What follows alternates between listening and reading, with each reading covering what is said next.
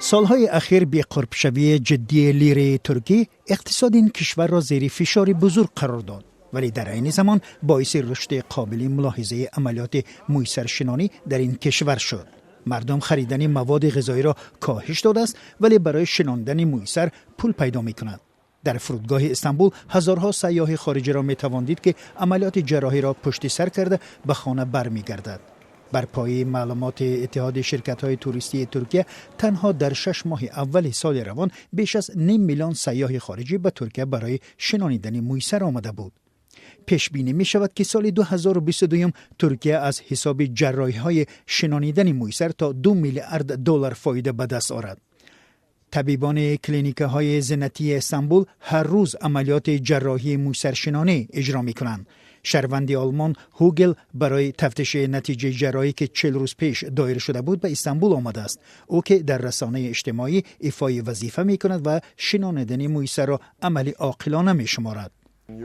در اروپا مویسرشنانی بسیار گران است. اکثر شرکت‌ها و کلینیک‌ها برای این عملیات 10,000 یورو می‌گیرند، اما در اینجا نرخ مویسرشنانی 2,000 یورو میباشد. مواد، دارو، صفت کار و عملیات فرق ندارد، ولی در استانبول ارزان تر است. نرخ ارزان از حساب دارو و کاری ارزان در ترکیه حاصل شده است. از اینجاست که سیاحان از اروپا، خاورمیانه و حتی امریکا به ترکیه برای مویسرشنانی میآیند. کارافتادگان می توانند که در دوره تعطیل مویسر شنانند. عملیات همچون بسته پیشکش می شود که آن بر علاوه شناندن مویسر خرج انتقال از فرودگاه به کلینیک تماشای استانبول را هم در بر می گیرد.